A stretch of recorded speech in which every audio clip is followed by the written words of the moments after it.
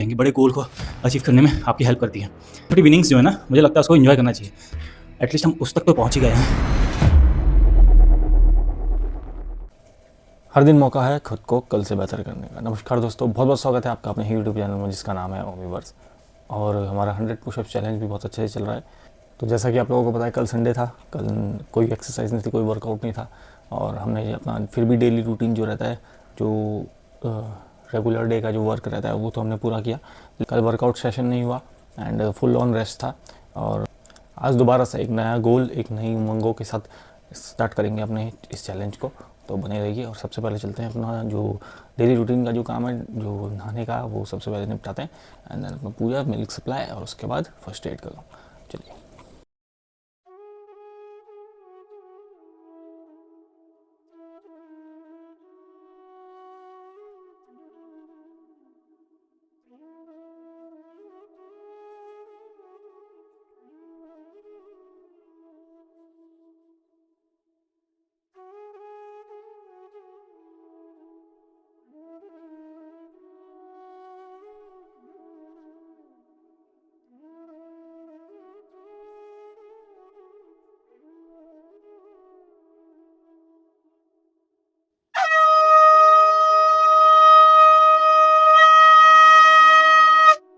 फिर milk supply के बाद सुबह 8 बजे के करीब हम आ गए थे अपनी गौशाला में।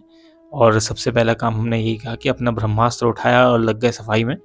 तो सफाई सबसे पहले ज़रूरी है हमारे लिए, क्योंकि संक्रमण ना फैले उसको, और क्योंकि खुला घाव है और उसमें पट्टी भी नहीं लगाई जा सकती है। तो मैंने सबसे पहले उसमें एंटीबायोटिक पाउडर जो होता है वो लगाया, एंड देन फिर स्प्रे लगाया उसमें। और कुशाग्र भी बैठा बैठा आज मुझे दिख रहा था। इसकी भी हिम्मत की दाद देनी पड़ेगी, बहुत छोटा है, लेकिन हम इसको सब पता है कि गाय को घाव लगा है, वो उठ नहीं पा रही है। तो वो भी गाय का हौसला वर्धन करता रहता है बैठ करके, और देखता रहता है कि चाचा कैसे काम कर रहा है। तो बस मैं इसको ऐसे ही उठा। फिर दिन के समय हम आगे थे अपनी गौशाला में, और आज मैं थोड़ा सा लेट आया गौशाला में। तब तक मम्मी ने शिवा का दूध जो है श्री, निकाल चुकी थी। और श्री को देखो, अपनी मम्मी का दूध श्री। पी रही है। और अभी भी हम 2 थन ही निकालते हैं, बाकी के 2 थन जो है बच्चे को पीने देते हैं। तो इससे क्या होता है, बच्चे का पोषण बहुत अच्छे से होता है। और देखिए इतनी शरारती है, ये अपनी नानी का भी दूध पी जाती है कभी कभार। और फिर दिन में आ गए थे हम अपनी गौशाला में, फ्लैक्स मारा और अपना फावड़ा उठा करके लग गए थे अपनी सफाई में। लेकिन मैं सिर्फ गौशाला में काम इसलिए नहीं कर रहा हूँ कि ये मेरा फैमिली बिजनेस है या फिर मेरी माँ का जो है सपना है कि इसको डेयरी फार्म को खोलना था और उसमें काम करना था। बट मैं ये काम यहाँ पे इसलिए भी कर रहा हूँ क्योंकि मैं चाहता हूँ कि इसको एक प्रॉफिटेबल बिजनेस में कन्वर्ट किया जाए, और एक रियल लाइफ एंटरप्रेन्योरशिप मॉडल इसको बना करके मैं तैयार करूँ। देखिए, लोग बिजनेस में हर चीज़ को एक तरह से प्रॉफिटेबल एसेट के रूप में देखते हैं, लेकिन मेरे लिए यहाँ पर गाय सिर्फ प्रॉफिटेबल एसेट ही नहीं है, लेकिन एक सेवा और धर्म का एक भाव भी है इस गायों के साथ मेरा जुड़ा हुआ। तो मैं उसी चीज़ों को माइंड में रख के एक माइंडसेट अपना प्रिपेयर करके चलता हूँ। और तभी मैं जितनी बार भी गौशाला में एंटर करता हूँ, मेरा माइंडसेट हमेशा ये रहता है कि मैं एक गवर्नमेंट जॉब एस्पिरेंट होते हुए एक अच्छा रिटर्न जो है इस बिज़नेस से निकाल करके दूँ, और जिसमें गायों की सेवा भी अच्छे से हो जाए। तो मित्रों, जस्ट अभी अभी हम अपनी गौशाला से आए हैं और अपने सीधा होममेड जिम की तरफ आए हैं। और अब सबसे पहला काम है हमारा वार्म अप करना, उसके बाद पुशअप्स। एंड परसों की हमारी जो लिमिट हमने सेट करी थी वो अराउंड 56 पुशअप्स हमने किए थे, लेकिन इस बारी एटलीस्ट हमको हिट करने हैं 60 के आसपास। ट्राई करेंगे कि चलो एक गोल रख देते हैं अपने लिए कि इस बारी 60 के आसपास पुशअप्स करेंगे। एंड ट्राई करेंगे कि अपना पिछला जो फेलियर था उस तक एटलीस्ट आज उस तक पहुंच जाएंगे, एंड कल उसको क्रॉस करने की कोशिश करेंगे। तो देखते हैं, लेट्स सी क्या होता है। और चलिए तो शुरू करते हैं अपना वर्कआउट, और बने रहिए। फिर गौशाला से सीधा निकल करके आ गए थे हम अपनी होममेड जिम में। और एक अच्छा माइंड जो है वो एक अच्छी बॉडी के अंदर तैयार होता है। बार बार मैं अपने दिमाग में बस एक ही चीज़ को रखता हूँ कि परसों का जो फेलियर था हमारा, वैसा फेलियर अब दोबारा ना हो पाए। अब बाकी कोशिश हमारी पूरी रहती है कि फेलियर को, एटलीस्ट जो लास्ट फेलियर था उसको तो हम क्रॉस कर जाएं, तभी हम खुद को 1% बेटर मानेंगे।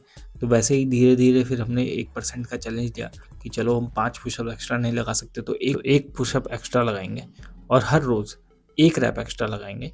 आज मुझे ऐसा लग रहा था कि शायद हो सकता है मेरा रेंज ऑफ मोशन सही ना रहा हो, लेकिन जैसे तैसे मैंने 60 और 61 पुशअप्स कंप्लीट तो किए थे। मित्रों अभी जस्ट हमने अपना पिछला फेलियर जो था उसको ओवरकम कर लिया। एटलीस्ट हम उस तक तो पहुंच ही गए हैं, ये मान के चलते हैं। पिछली बारी भाई जब 60 पूरा नहीं हुआ था ना, 60 क्रॉस नहीं हो पाया था, पूरा तो हो गया था लेकिन क्रॉस नहीं हो पाया था, तो सच में इतना बुरा, इतना गिल्ट फील हुआ था कि नहीं कर पा रहा था, इतना गिल्ट था। लेकिन अब 60 हो गया पूरा ना भाई, मेरे लिए बहुत बड़ी बात है।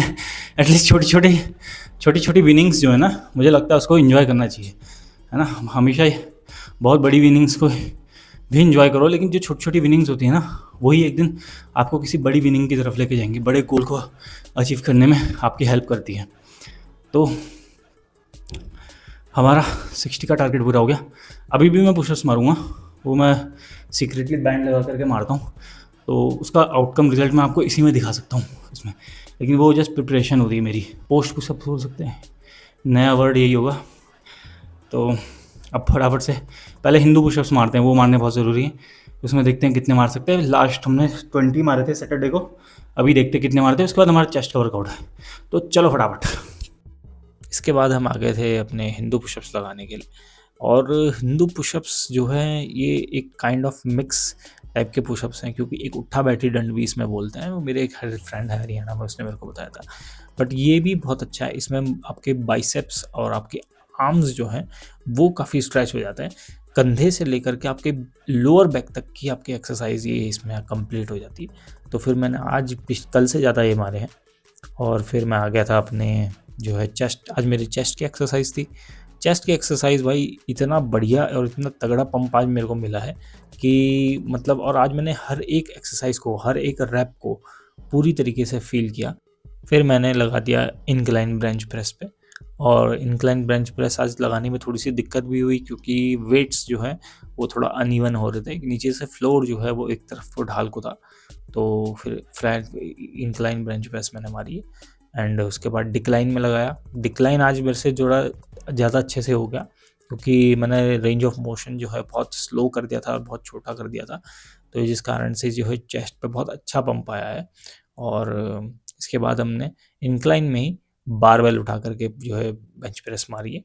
और बेंच प्रेस कंप्लीट करते ही उसके बाद मैंने फिर ये वाली एक एक्सरसाइज लगाई है, इसको शायद चेस्ट फ्लाइज बोलते हैं।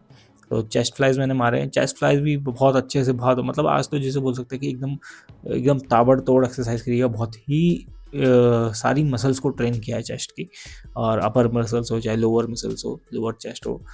फिर इसी के साथ आज हमारा चेस्ट एक्सरसाइज जो कंप्लीट हो गया था और ब्लॉक कर दिया हमने एंड।